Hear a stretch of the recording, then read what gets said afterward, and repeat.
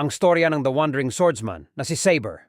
Sa isang tahimik at mapayapang nayon na matatagpuan malalim sa hilagang kabundukan ng Kedia Riverlands, isang batang lalaki na nagngangalang Duan Meng ang nangarap na maging isang maalamat na swordsman. Mula pagkabata, buo na ang loob ni Duan Meng na maging isang dakilang swordsman. Habang natutulog pa ang iba, siya'y nag-eensayo na mula umaga hanggang gabi.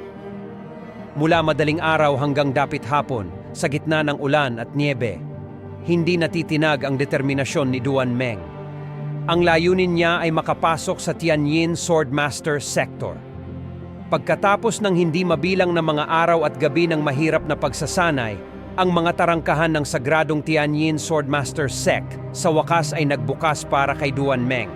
Si Master Longma, dating disipulo ng dakilang dragon at espiritual na leader ng Tianyin Swordmaster Sector, ang nagsanay kay Duan Meng. Sa ilalim ng kanyang gabay, mabilis na nangibabaw si Duan Meng sa kanyang mga kasamahan. Ngunit sa paglipas ng panahon, nagsawa si Duan Meng sa tahimik na buhay ng personal na kultibasyon. Nais niyang hamunin ang mas malalakas na kalaban at lumikha ng sarili niyang alamat. Ngunit tinanggihan ni Master Longma ang kanyang kahilingan. Hindi pa ito ang tamang panahon. Hindi ka pa isang tunay na swordsman. Naglakbay si Duan Meng sa buong Kedia Riverlands, tinalo ang bawat swordsman na kanyang nakaharap, kabilang ang mga tagasunod ng Dragon Altar. Hanggang nakatagpo niya si Jishu, ang kanyang magiging pinakamalaking karibal. Sa kanilang laban, lubos na natalo si Duan Meng, walang kakayahang lumaban. Upang mapagtagumpayan si Jishu, nag-ensayo ng lubos si Duan Meng sa kabundukan at nagsanay ng 3 taon. Sa wakas, bumalik siya para sa labanan muli si Jishu, ngunit muli siyang natalo. Simula noon, hinanap ni Duan Meng ang tunay na pagiging invincible sa larangan ng pakikipaglaban.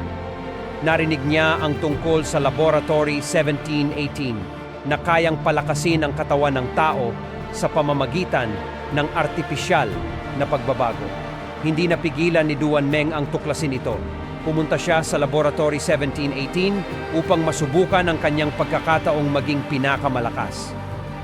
Nagsimula ang mga eksperimento at operasyon. Matapos ang maraming pagsubok, isang nilalang na may mekanikal na lakas at walang kapantay na kasanayan sa espada ang isinilang.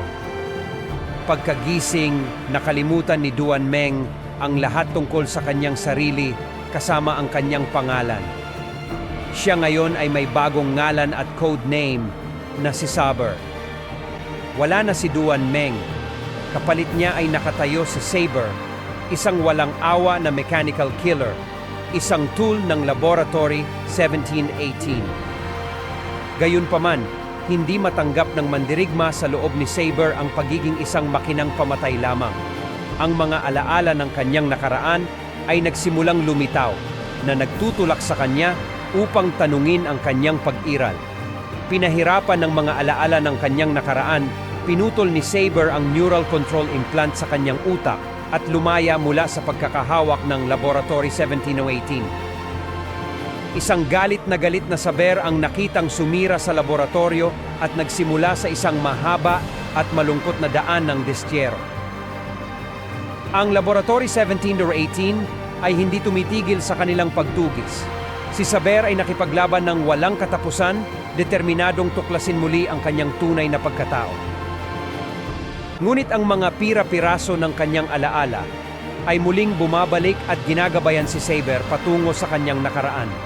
Alam niyang hindi pa siya isang tunay na swordsman na kanyang hinahangad simula pagkabata. Sa wakas, bumalik si Saber sa tahimik na nayon kung saan nagsimula ang lahat. Sa kanyang paghahanap para sa pagtubos at karunungan, muling hinarap ni Saber ang kanyang tunay na karibal, si Jishu, sa ilalim ng dalisay at maliwanag na buwan.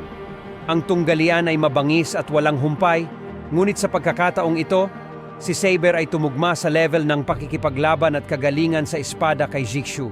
Natapos ang labanan sa paggalang sa isa't isa, ni isa sa kanilang dalawa ang tunay na nagwagi. Ang paglalakbay ni Saber sa pagtuklas sa sarili ay naging ganap na.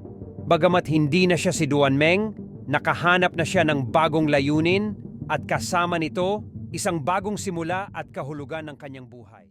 Salamat sa panonood. Like and follow, and comment below kung sinong hero ang gusto niyong sunod.